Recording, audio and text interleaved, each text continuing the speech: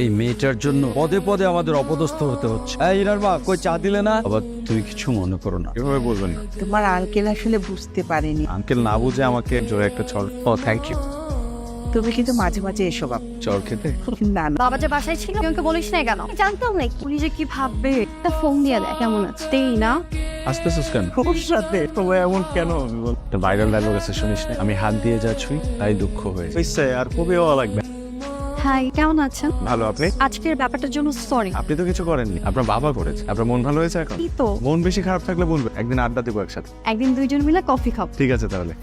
আপনি ঢাকায় আসার পর অনেক চুপচাপ হয়ে গেছে। ওকে যত ভোলার চেষ্টা করছি আরো বেশি মনে পড়ে। ওর লাইফ থেকে চলে গিয়েছি, ও বেঁচে গিয়েছে। একটা কথা বলি, আমাদের জীবনে যে মানুষগুলো আছে আমাদের উচিত তাদেরকে নিয়ে সুখে থাকা। আপনার ভাগ্যে যে আছে সে আপনার হবে। আপনি ওই মেয়েটাকে বলতে পেরেছেন? মানুষ মৃত্যুর আগ পর্যন্ত কাউকে ভুলতে পারেন, সময়ের সাথে সাথে স্মৃতির উপর ধুলো পড়ে যায় কিন্তু মুছে যায় না। আপনি খুব সুন্দর করে কথা বল, আমরা কিন্তু ফ্রেন্ড হতে পারি। এখনো কি আপনি আপনি করে বলতে হবে? তুমি বলাই বেটার। তো বাসার কি অবস্থা? বাবা সেদিন বললো তোমার যাকে পছন্দ তার সাথেই বিয়ে দিবে। এইসব উল্টাপাল্টা গান আর করা যাবে কিন্তু কিভাবে বলবো আমার যাকে পছন্দ সে তোমাকে ভালোই বাসে না। আমার এখানে থাকতে কিন্তু ভালোই লাগছে। আপনার?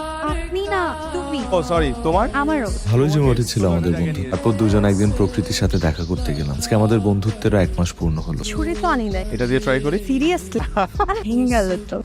আজকে আমি অনেক হ্যাপি। থ্যাংক ইউ বন্ধু, সুন্দর একটা জায়গায় আমাকে নিয়ে আসার জন্য। আমি মাসে আমি ফ্রেন্ডদেরকে নিয়ে একটা বেস ক্যাম্পে যাচ্ছি। আমার অনেক ইচ্ছা ছিল। তবে এখন টাইম তো অনেক চেঞ্জ হয়েছে। বলে দেখো, কে কে যাচ্ছে? আমার ফ্রেন্ড সবাই গার্লফ্রেন্ড নিয়ে যাচ্ছে, আমি একা। ওখানে আমরা দুইজন গেলে তো কাবাব মে হাড্ডি হবে। আচ্ছা আমাকে একটু টাইম দাও, একটু ট্রাই করে দিই। নদী, হ্যালো। একটা গুড নিউজ দে। হ্যাঁ বলো তাড়াতাড়ি বলো। বাসায় ট্যুরের জন্য ম্যানেজ করে ফেলেছি।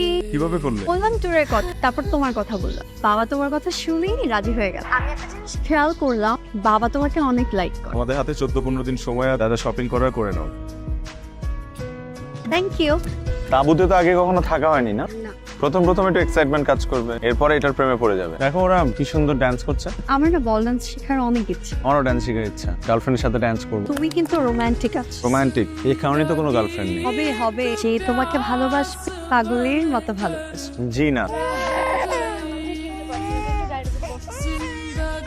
অনন্যা, কেমন আছো? আমি ভালো আছি, তুমি কেমন আছো? আমি হাই, আমার গার্লফ্রেন্ড। তোমাদেরকে খুব সুন্দর মানিয়েছে, তুমিও ভীষণ মিষ্টি। থ্যাংক ইউ অয়ন, সেদিনের জন্য সরি। আমি আসলে তাসি, তোমরা ভালো থেকো।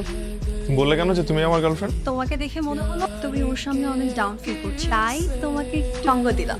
তুমিও একা, তুমিও হ্যাপি। ফ্রেন্ডের জন্য তো এতটুকু করতেই পারি। তোমার এক্স বয়ফ্রেন্ডের সাথে যদি কখনো আমাদের এরকম হুট করে দেখা হয়েছিল, আমরা সেম কাজটা করবো, খুব সূক্ষ্মভাবে রিভেঞ্জ নেবো আজকের মতো। ডান। হীরাকে আজ অনেক আপন মনে হলো।